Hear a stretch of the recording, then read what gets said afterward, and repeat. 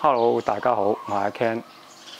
咁相信好多喺香港過嚟清邁嘅朋友呢，有時都想食下啲家鄉菜嘅。咁菜心係其中一種啦，香港係好普遍同埋好容易買到嘅。咁可惜呢，泰國呢邊嘅天氣呢就熱啦，紫外線都強嘅。咁一般你買翻嚟嗰啲菜心呢都好老嘅。咁我曾經見過啲菜心呢，佢個長度有18至24寸咁長，即是話尺半至2尺長。咁我曾經亦都摘咗3/4啦，咁但係都冇辦法入到口。咁所以呢，就算買到，都食唔翻家鄉嘅味。咁小弟呢就好中意呢，就去揾下啲有機嘢啊，同埋啲真係有味道嘅農場呢，就試下去買嘢嘅。咁其實我一路都有介紹嘅，就係梅州大學。咁因為而家清邁嘅天氣呢，就係去到可以話冬季啦，因為佢四季唔係太分明嘅，咁主要都係夏季同埋冬季。就係咁樣分嘅啫。咁呢一輪嘅天氣呢，就10零度啦，最低最高就27、8度啦。咁可以買到好靚嘅菜心。咁當然就唔係一般常規嘅街市能夠買到啦。咁就要自己花啲心思，或者真係要揸車去買啦。咁今次同大家介紹呢，就係我經常去嘅。亦都我好中意去嗰個地方嘅，就係梅州大學。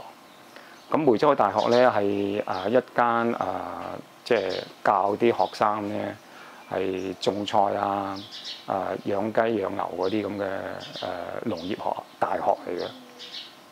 咁嗰邊種嘅菜呢，係全部都係有機嘅種植，就唔會落化肥落農藥咁樣嘅。咁而佢最近種出嚟嘅菜心呢，就非常之靚。咁我買咗翻嚟呢，就我話根本清邁就好難食到咁靚嘅菜心。佢唔單止靚，仲有本身菜心嘅味道同埋好甜。咁所以呢，就推介俾大家。咁如果有時間呢，就去嗰邊試下買啲有機菜翻嚟食。嗱，一般街市呢，我哋睇到呢條片呢，就係咁上下打晒花同埋好老。咁因為就算而家咁嘅天氣呢，佢哋生長嘅速度好快，除非喺大學呢係用啲比較科學同埋有機嘅種植，咁相對呢就可以食到啲靚少少嘅菜。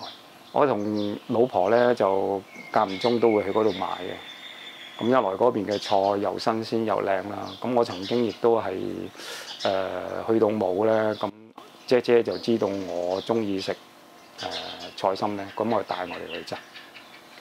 咁好多人問啊，咁如果菜心喺泰國嚟講係點樣叫啊咁樣？咁喺街市同埋大學裏邊呢，都佢哋有教我點樣講嘅，就叫做關東。關東呢，就係呢一隻菜心嘅泰國名。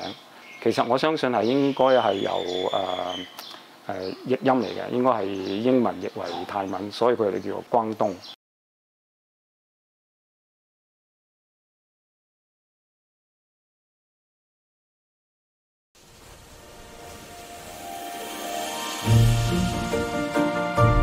呢度係大學啲學生呢，就喺度學種菜。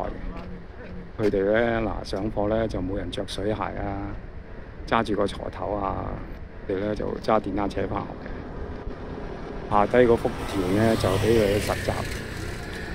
成個大學呢，就唔用農藥化肥嘅。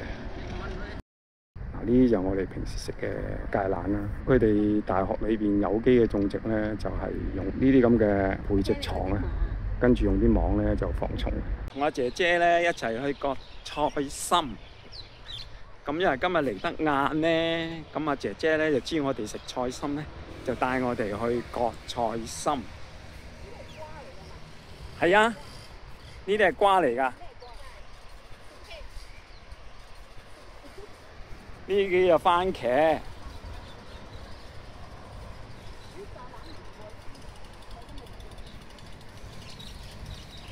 呢啲芥蘭係啊。咁我哋去嗰度咧就割菜心。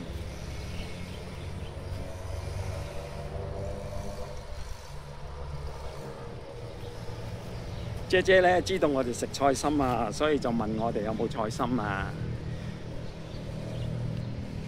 我哋咧就過嚟啦。呢啲就係生菜苗啦。咁呢啲咧就係全部菜心啦。哇，好靚！你同阿姐姐講要幾多咯？得啦，我叫佢哋停咯。係咯，總之割到差唔多啦，唔夠啦，夠啦，咁你就同阿姐姐講夠啦，咁樣唔得咯。嗱，呢度啲菜全部都係大學裏邊有機種植嘅，咁啊農藥化佢就冇。咁樣影過。你睇呢啲菜啊，好靚。咁阿姐姐咧就會揀啲大棵啲嘅咯，同埋靚啲嘅俾我啦。喺清邁咧就好難食到咁靚嘅菜心嘅，尤其是天口熱啊！天口熱咧，佢啲菜心生長到差唔多2尺咁長嘅，咁嗰條心咧老到咧，好似蔗咁樣㗎。呢啲咧就係菜心苗嚟㗎啦。嗱，呢啲咧就係菜心嚟嘅，唔係呢隻唔係菜心，呢隻係白菜嚟嘅。嗱，呢一隻咧就係沙律嘅生菜啦。嗱，遠處嗰邊咧仲有好多生菜嘅，主要都係沙律菜啦。大家見到呢度，夠未啊 ？OK 啦。咁啊 OK 完咧，就我哋攞過去就同佢結帳啦。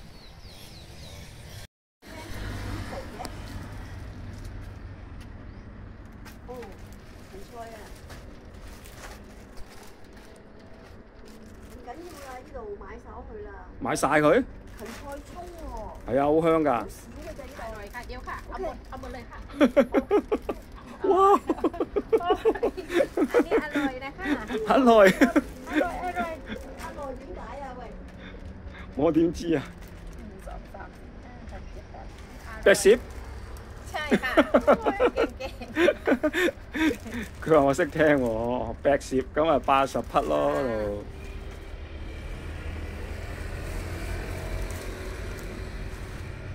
今日咧就同大家分享住咁多。咁如果有興趣個朋友咧，就可以去揾一揾梅州大學，就喺成個清邁嘅北部，係沿住1001去到1317嗰個路口附近，咁你就可以揾到梅州大學㗎啦。好，下次再見，拜拜。